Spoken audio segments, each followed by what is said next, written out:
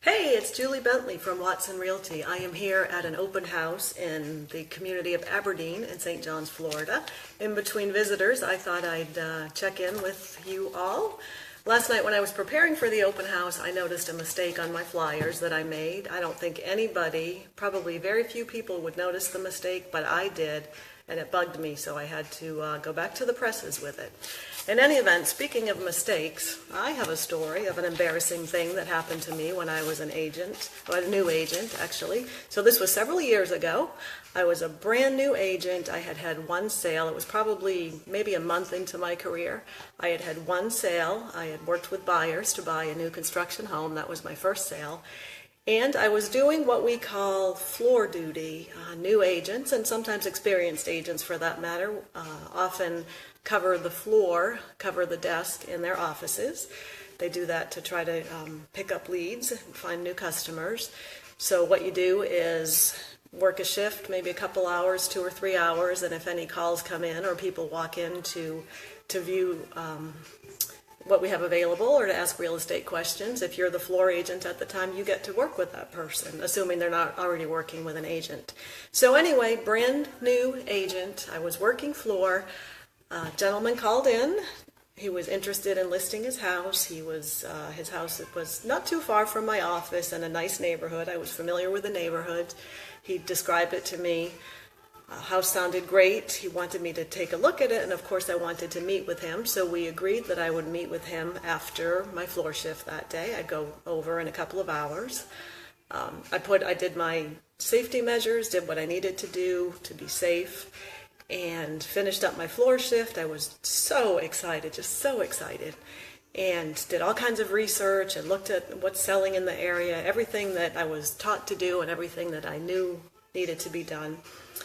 Just before I left, I ran to the ladies' room one last time to make sure I didn't have broccoli in my teeth. Didn't want to make a bad first impression, of course. So I headed over to the appointment, rang the doorbell, met the gentleman. We chatted in his foyer for a few minutes and decided before we sat down to really talk, I would take a quick tour of his home. So he very kindly showed me around the house, told me what improvements he'd made to it and what he likes best about it and all the important things that I had asked him. Then he had a beautiful pool and a nice yard, so we headed outside to look at the pool. So at this point, I was about 10 minutes into the visit with him. Things were going very, very well. As we were leaving the pool area, headed back inside so we could sit down and talk further, he said, I was walking ahead of him, and he said, "Oh, you have something on your back." Well, I reached behind me, and indeed I did have something on my back. It was this, a big, long piece of toilet paper that was hanging out like a tail out of my beautiful black suit that I just thought was going to make such a great first impression. So, pretty embarrassed I was. I thanked him. What do you do at that point? It's not like I can deny it. So I just pulled it and said, "You're right, I do. Thank you so much for telling me." And I crumpled it up in my hand and walked inside, and we finished our appointment. I'm sure I was bright red for a little bit at least.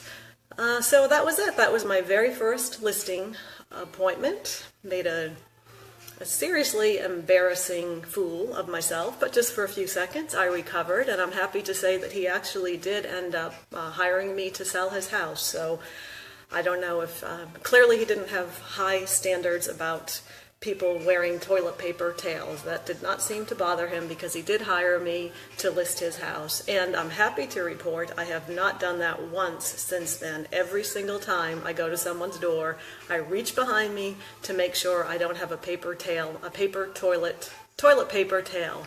So that's my embarrassing story. I know there are a million stories out there. Everybody's done something in whatever line of work it is. Do you dare to share yours?